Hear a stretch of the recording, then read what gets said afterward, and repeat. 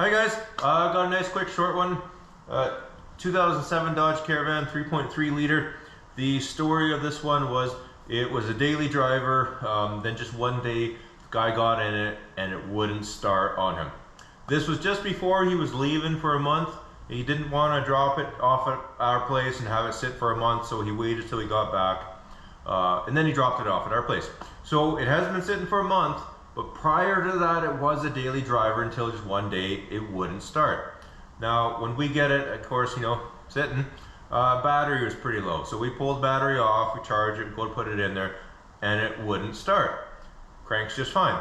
I wish I'd had a chance to film kind of exactly what it was doing, what it sounded like, but it was cranking over just fine. And every now and then it made it sound like it wanted to start, especially when you put your foot into it. It is a cable style throttle body. So you open up the throttle body, allow a lot of extra air in, kind of clean it out if it's flooded slightly. You would hear it kind of fire a couple times, and then it would go back to sputtering. You'd hear it popping through the intake, all that sort of stuff. It sure sounded like timing was off. Not mechanical timing, like not the valves or your chain, but ignition timing. Say your distributor's off. Of course, this is coil pack, right? But still doesn't mean you couldn't have timing off, right? You could have a faulty, it's hard to have, you could have a faulty cam or crank sensor that the engine computer does not recognize as being faulty, and say the signal is glitching out, and then the computer thinks it's legitimate and it's trying to fire at different times. Or sometimes what can happen is the tone wheel, whether it be on the harmonic balancer or the crankshaft itself. I think these are on the crank itself, I can't remember. But either way, you can have those shift. Doesn't happen very often, but it does happen, right? So possibilities. But what do you do? What do you do when you can't get it to start? It's awfully hard to use your scan tool, because of course there's no codes. You can't really look at live data. A lot of times you put a key on, engine off, you get your data set up, then you go to crank it, and in between key on, engine off, and crank, you lose your data, right? Drop communication, and then you can't get it to act up fast enough to see anything, right? So scan tool is usually useless. Now, the reason why I wanted to make this video is there's a lot of stuff on YouTube, kind of like the whole premise, don't throw parts at stuff, right? Do your diagnosis, do this, do this, do this, right? Don't get me wrong. I love, diagnosis, right? With your scan tools, your lab scopes, all that sort of junk, right? This is what I love doing. I regularly stay late just so I can get a chance to kind of mess around with this sort of stuff. Because it's awesome. It's what I like to spend my time and money on. Now, there's a time and a place for that. And the more you do it, the more you realize there's a time and a place for that. Because there are times when you can spend a lot of time doing that sort of stuff, setting that up, not really get much further ahead. Of course, sometimes you set it up and bam, you find a response right away that otherwise could have taken days or weeks at many other places that don't have that. And the only way you get to that step is to do that over and over and over. But the point of this video, the point I wanted to make, is there's also a time and a place for just basic old school methods, right? Turn the key on, I can hear the fuel pump. Does that mean it's working properly? No, but at least I can hear something. It's popping, it's occasionally firing, so that means there's some kind of spark action happening. There's some kind of fuel in there occasionally. I don't hear it skipping a beat while it's cranking, so it doesn't really sound like a compression mechanical engine issue. So first thing you do, pop a spark plug wire off, just kind of lay it against the exhaust manifold, the head, get someone to crank it over. Do you see a spark? Sure, you see a spark, okay, shut that off. Next thing you do, just because I hear that fuel pump doesn't mean that it's actually delivering fuel. This here is a speed density engine. It's a MAP sensor. It's not a mass airflow sensor. So that means I can run it with that the air cleaner box and the intake hose off, right? just want to keep the intake air temp sensor connected. So open up the throttle blade a bit, spray in some carb cleaner, get someone to turn the key, see if it fires. Wow, she popped pretty good there too. Had a nice little flame front. Maybe I sprayed it a little too much. But anyways, the point of that was it didn't start. So where do you go from now? Well, this is one of those times where, especially when you're in the shop, you're on the clock, you know, time is money. You gotta be progressing. Spark plugs, right? Order up a set of spark plugs, throw them in there. Now I know that sounds funny, right? Spark plugs, you know, they cause misfires, they cause rough running, all this sort of stuff. But a no start from spark plugs? And the point of that, the point of why I say it's a good thing to go after spark plugs is they live inside the cylinder. So it's not just, you're not just changing them just to put a new part in that vehicle.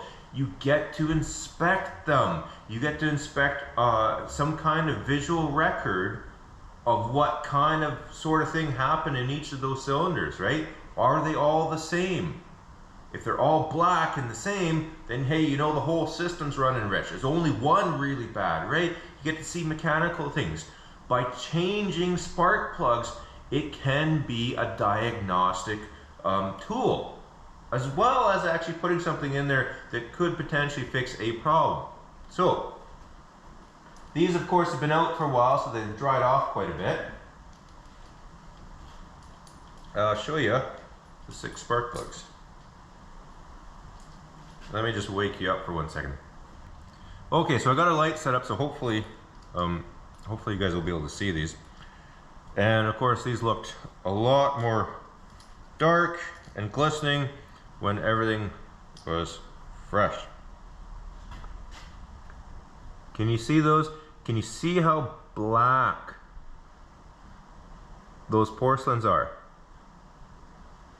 That means she's running rich, or she's really running rich, and it was fuel fouled. Now that's not deposits, so there's not oil. These of course were really glistening, really wet, and it's all of them, so the whole system. When they get like that, you can't clean them. And the fuel, it's a deposit of carbon, so that forms a nice path for the spark to jump. So what you get is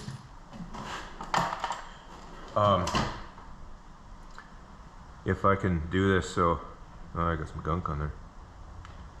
So here's your center electrode, here's your side electrode. Instead of jumping here, the spark can go down all this fuel, down the porcelain to the side here, to the side ground, and then jump out the block, right? Without jumping the gap. So it won't fire when they're fuel fouled. You know, these ones here, one of the other things too that I do, oh, if I can get that without, check the gap, right? So when you're checking spark plugs, it's not just looking at them, you know, hey, in this case, easy to spot, it's fuel fouled. You know, you look for if there's big oil deposits. You look, is the side electrode damaged? You know, is the porcelain damaged? You got a chunk broken off of there. Is the porcelain crystal clean? That would indicate you have a head gasket leak and it's being steam cleaned. But, you know, I go and I check the gap. We got, I don't know, what is that, 53 thou or so? This is just a regular G-Power plug, and if we look up the spec, 50 thou. So the gaps, it's not extra gapped, and if you can see that, the center electrode, it's nice and flat on the top. It's a nice cylinders. It's not worn down. So this isn't a very old plug. It wasn't in there very long. But when they get like that, you're not cleaning that off. You're running the risk of that's just going to jump, and it's not going to be a reliable spark plug. You can enter these kinds of conditions again. So what happens when we put fresh spark plugs in there? What do you think? Is it gonna start? Let's find out. Let me just open the bay door a little bit, because it's kind of stinky. Yeah.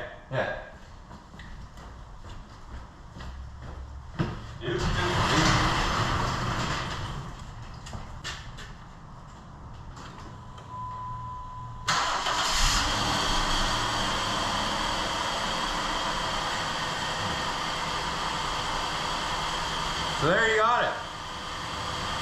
It's running. And if you were able to see that, I was just leaning in from the outside, so I didn't need to give it any throttle or anything. I didn't need to help it. She is stinky. So, of course, when you have stuff like this, yes, we did have a no start from plugs. Now, the plugs were the symptom. You know, they don't fuel foul on their own.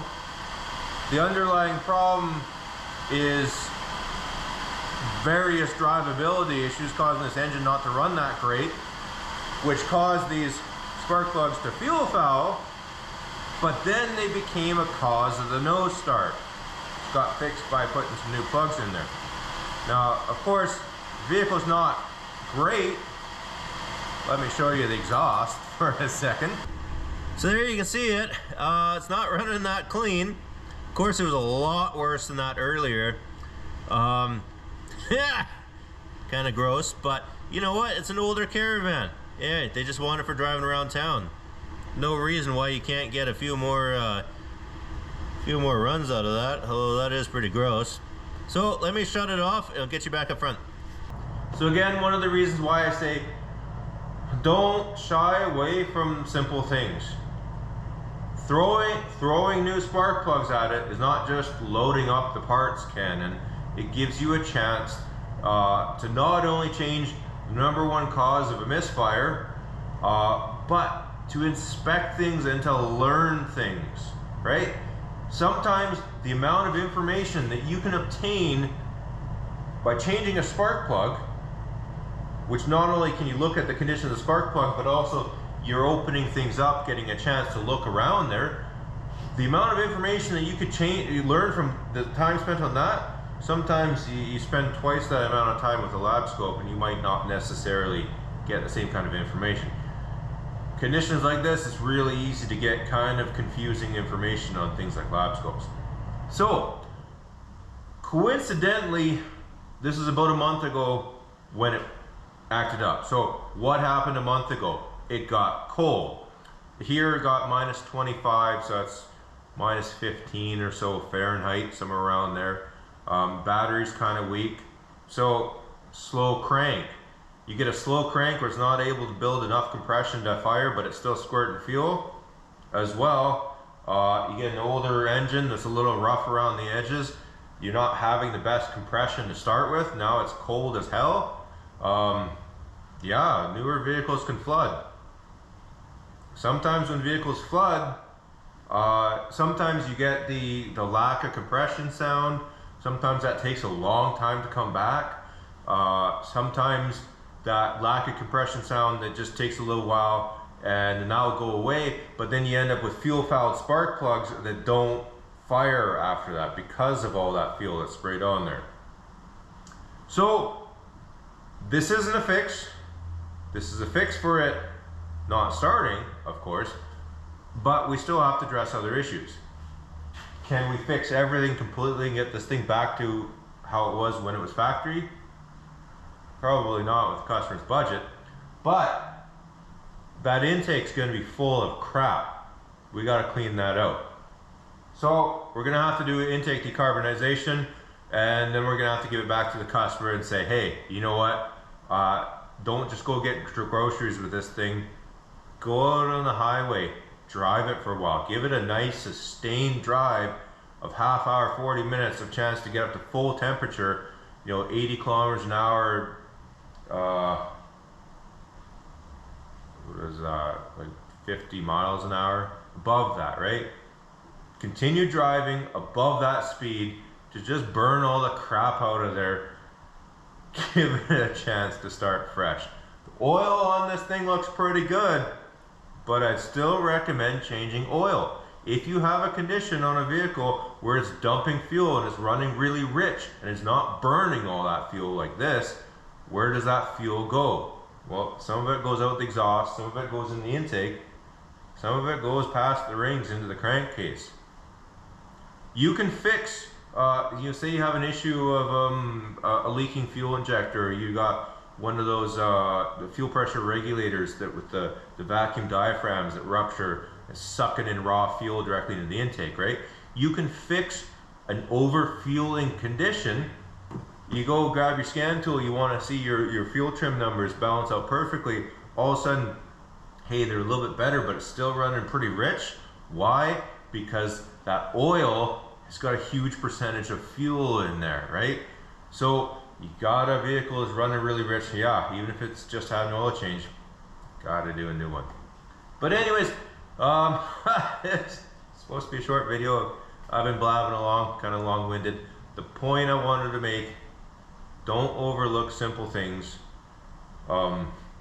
Changing spark plugs isn't always just loading the cannon.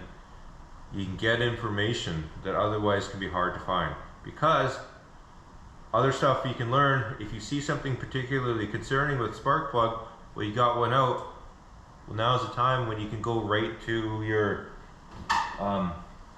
in-cylinder pressure transducer, right? Or throw a borescope in there if you see something alarming, right? It opens things up and it gives you a directed path to kind of gather information. So don't forget the basics. Kind of what I wanted to pass on. Anyways, hopefully this has been entertaining or insightful or something. Some kind of usage of time that wasn't completely painful. Let me know. Do you guys have vehicles that flood in the cold? I have an 01 Santa Fe. It's got 350,000 kilometers on it now, so what, 200,000 plus miles. Oh yeah, she don't like the cold. That thing there, if I hop in it when it's cold, I fire it up, say I'm just moving it to a different parking spot, right? You fire it up, you throw it in gear, you slam it into a new spot, and you shut it off before it gets a chance to come back down to idle. If I do that, when I go back to start that thing, it's gonna have zero compression. It'll be flooded right out. Older vehicles, they're a little old, worn, and tired. If it's cold out, you gotta let them run a little bit. You gotta let them warm up. Okay, so we got the throttle body cleaned. We are just about to run some seafoam through the engine. Of course, that looks worse than it is. Most of that is condensation. It is a little chilly out, but there's definitely some blue tinge to there because the intake is going to be full of crap. Now, of course, that is going to refill. You know what? It's a tired engine, but first step, clean the throttle body. Second step, we'll run some of this through there. But first, we got to warm it up. In order for any type of engine cleaner to really work through the intake, you want to get it warm. So we'll just elevate the RPM a bit and try to get her to at least above quarter. You want to get it close to a full operating temperature. So let me just run it for a little bit, and then once that's done, we'll set this up. We'll bring some of that in there, and I'll show you a cool trick with using this and how to get it into the engine in a controlled fashion. So in the meantime, let me just warm this up for a little bit. Okay, so we're under the hood. We got our bottle open, we got our hose set up. So you find a nice place to insert your chemical, cleaning chemical, whichever product you're using. Some of them come with little spray nozzles with long hoses that you can or long straws that you can stick underneath the boot and into the throttle. You know what? I don't like using those. What I like doing is going off of a vacuum line, particularly this one right here. That is the brake booster vacuum line. Of course, you want to make sure you're in park, parking brake set, all that sort of stuff. It's best if you can have an extra person inside the vehicle. Safety, folks, it's really important. Don't run yourself over. Anyways, that obviously is going to let in way too much, way too quickly. So how do we meter it? Well, first we'll pull this off, hook up our hose. Now, it would have been better if I had a much longer hose, but I didn't really feel like cutting up a brand new line, so this is what I got. Then, ta-da!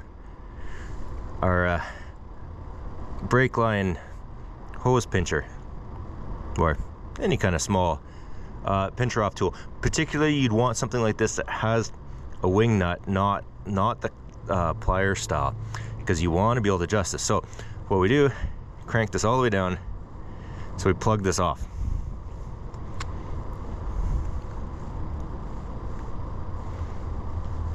Come on.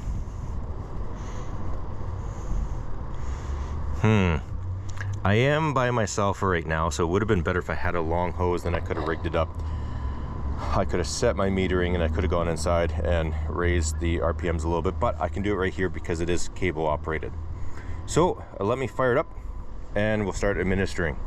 Okay, so we are running. So if you're not cable operated, it's best to have another person inside to raise it, you know, 1,000, 1,200 RPMs rather than just idle, allowing some more airflow to go across to bring more of that cleaner through and do a better job. Now, I am kind of, yeah, it's not really the best spot. It would have been kind of better to be closer over here. But I'll start off with this, just kind of cleaning some of this front part, and then maybe I can move to another section. But this is just to kind of show you what you can do. It will still kind of pull some of that to some of these other cylinders, just won't get as much. But I've cleaned the throttle body, so there's a lot of cleaner that's gone through that part. So this should be okay. Better than nothing for this tired old girl. Okay, how's that look? So what we're gonna do, we're gonna start opening this clamp, allow some of that in. You'll start hearing the engine change as that's running through there. Like there. Raise the RPMs a little bit.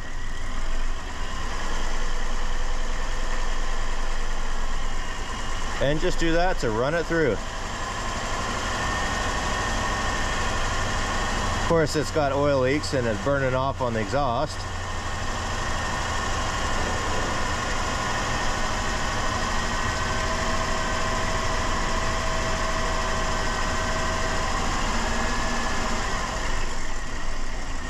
Then it's not a bad idea. What I like to do after I've administered a bit, I'll close this off.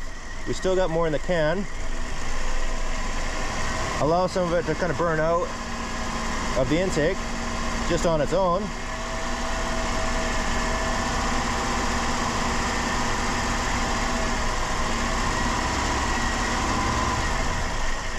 Allow a little more in.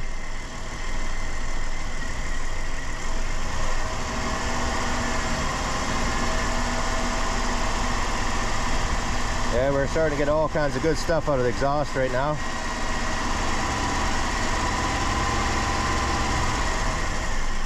Close that some more.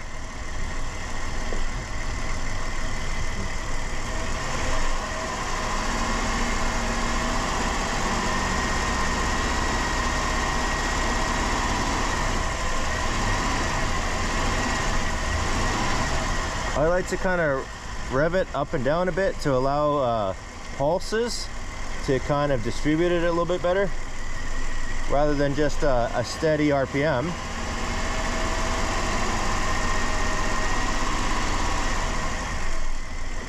Close that. That was a little bit much.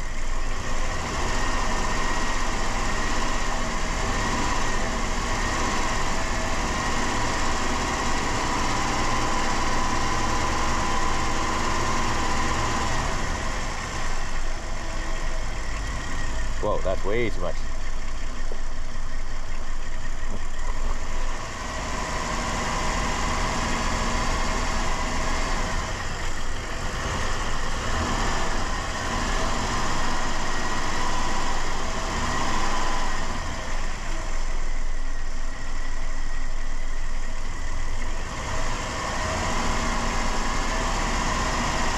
And we'll just kind of burn off the last of this.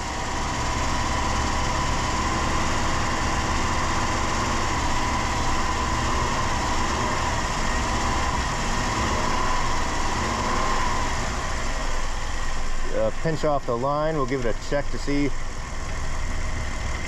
there's anything still in there. Yeah, oh yeah, there's still some stuff in there.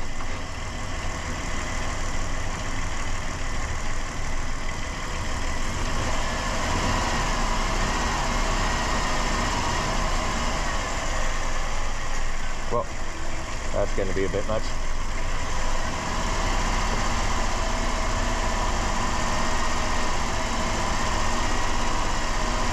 Pretty well empty now.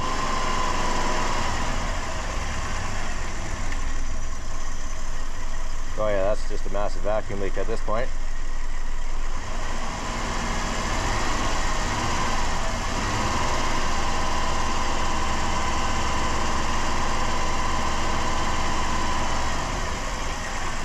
Close off the vacuum leak.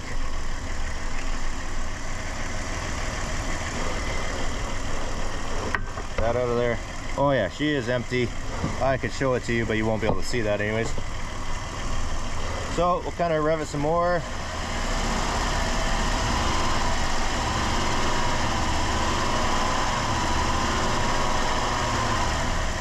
Okay, then of course when you're done all that, you want to let it idle for a little bit to kind of settle down, kind of get used to readjusting its trims and all that.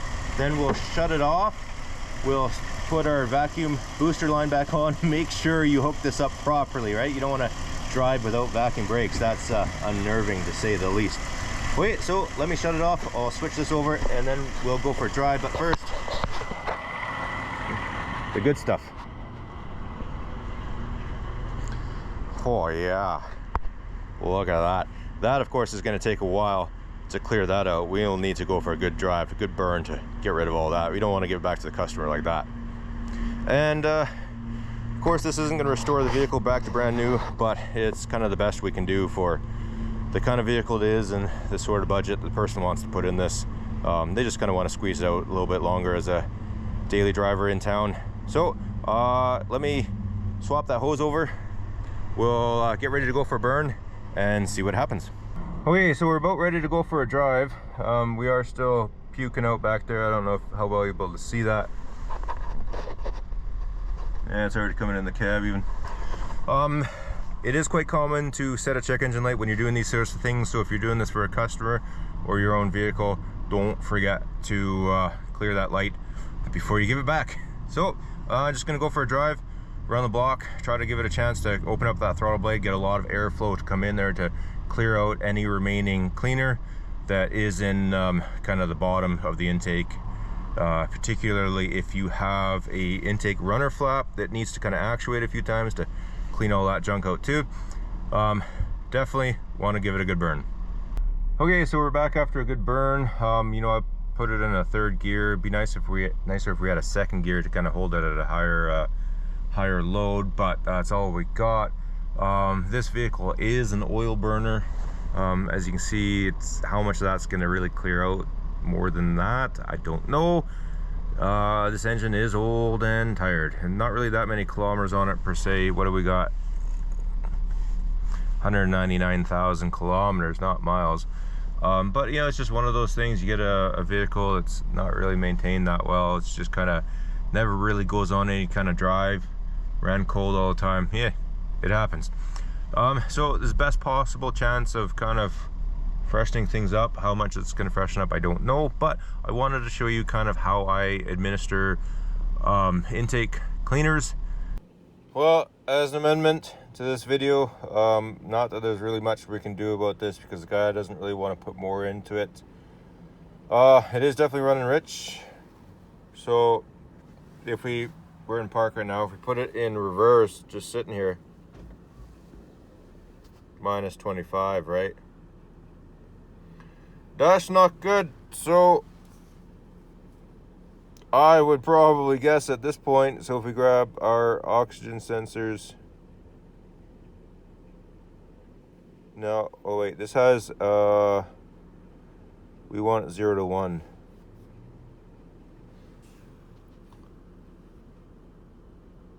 They are not moving. So if we set that,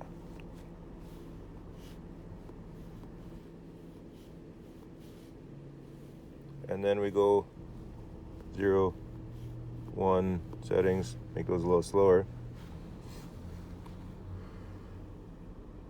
Okay, so they both tend to agree with each other. Now, of course, they're both in the exact same exhaust stream, so yeah, they both could be damaged from whatever, right? You know, if this has got a coolant leak or a head gasket leak, if you got coolant going down there, they will damage. Oxygen sensors lickety split. All sorts of other crap could still be on them. Maybe they need to be burnt off. Any possible explanation, right? So when you see them both agree with each other, that gives credence to maybe what they are saying is correct. But what we can do as a quick test, if we put it back in park, we can administer a bit of a vacuum leak. Now we have a vacuum brake booster on here. So if we just jam, every time we press the brake pedal, the booster will administer vacuum to the one side and suck out air, and that air goes into the engine. So every time you press the brake pedal, you give a tiny vacuum leak because there's air. No, this is a map sensor, so at least it can report for it. But the gist of it is, if we jam that brake pedal on off really quickly, you can create a vacuum leak. So let's see if at least those oxygen sensors react to that. I know I'm gonna be shaking you a bit.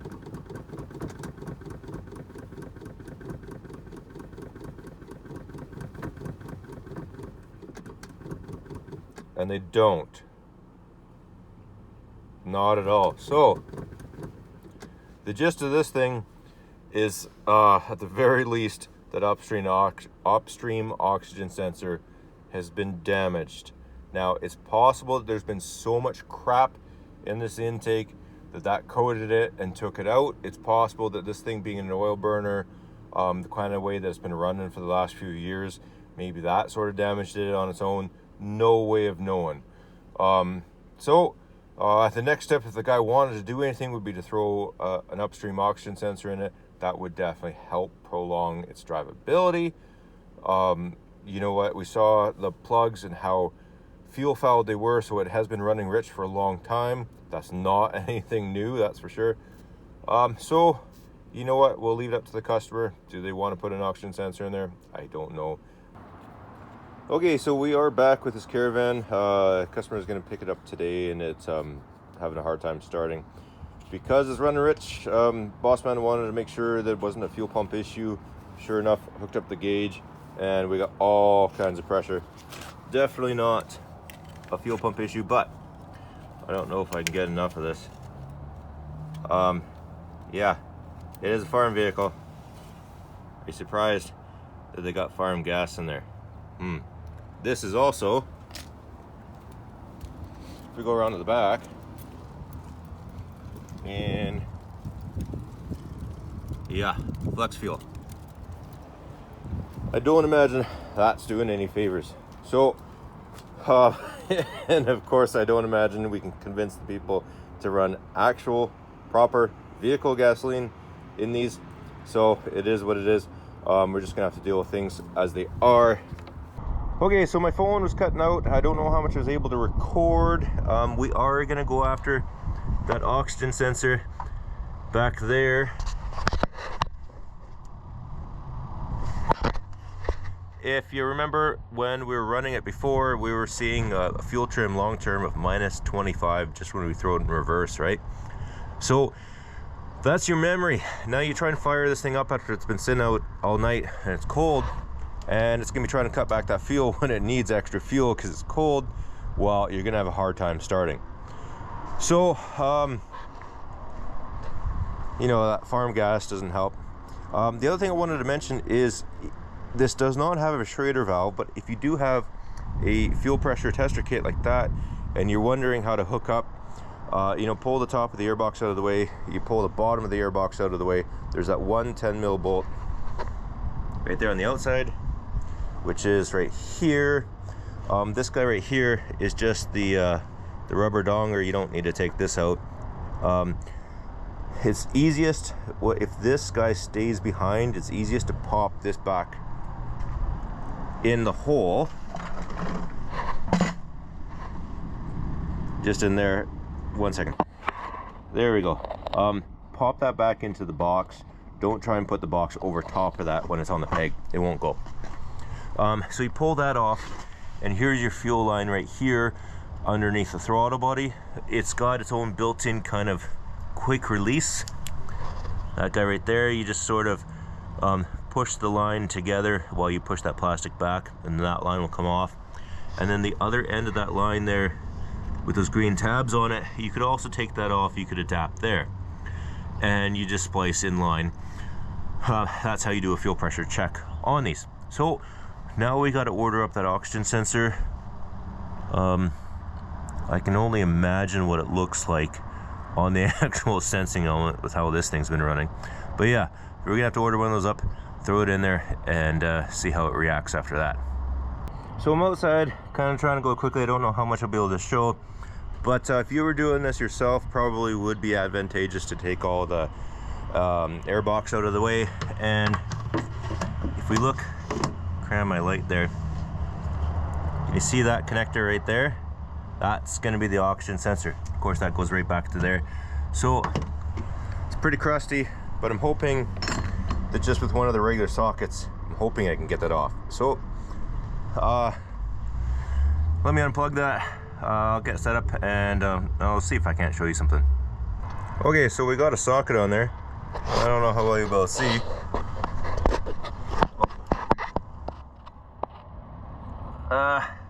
We'll see if she cracks loose.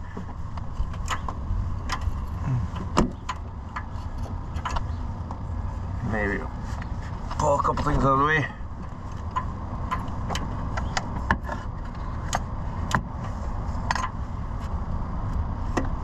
You have to let me know if I'm still on there straight. Sometimes you just have to hope. Did that come? Hey, hey, hey! Look at that. Sometimes it's better to be lucky than good. But I get the feeling maybe this oxygen sensor wasn't in there that long. Let's see what she looks like.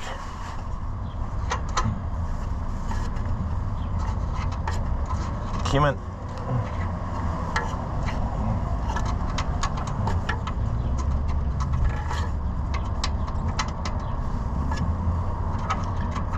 Come on. What do you think? I've seen worse. Pretty black for sure.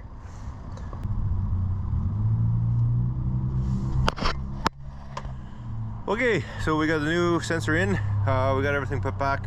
So we'll close the hood, we'll go back inside, clear any codes, try to clear any memory to see if we can't clear any of that flex fuel, the flex fuel memory, and then we'll go for a drive and see what happens. Okay, I know it's gonna be a little bit of glare, but we did a code scan. There was no codes in the engine computer. We want to clear all the memory. Unfortunately, this didn't have a function for specifically clearing the flex fuel adaptives, so we'll just do kind of a full kind of erase. We'll start with erasing codes, even though there aren't codes. We'll do it anyways because we also want to clear our fuel trim memory, and then we can also go special function and clear powertrain. Yeah, memory clear.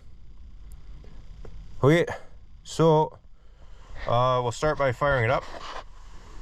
Hopefully it fires on its own. Oh yeah, I had the fuel line disconnected.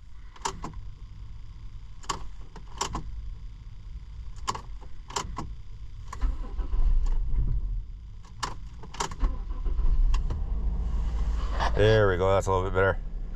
Okay, so we want to see, hopefully we can get this thing to freshen up or refresh fast enough to see it go into closed loop. That would be awesome. But the scan tool is a little slow with these older guys, so I'm almost doubting that. Oh, and then she stalled.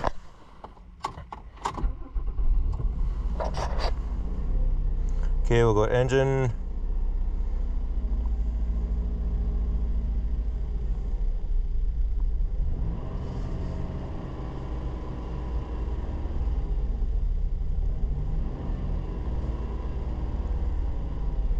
Might as well get our oxygen sensors.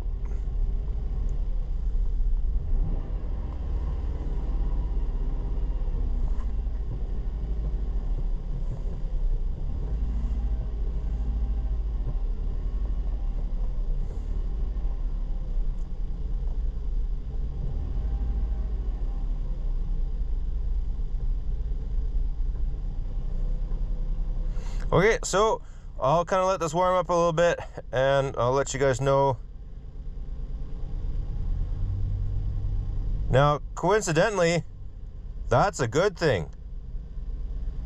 Look at that. If you see, before we were minus 25. Now we're super positive. So if our oxygen sensor was saying take away fuel when we actually needed to add fuel, well, that's a problem.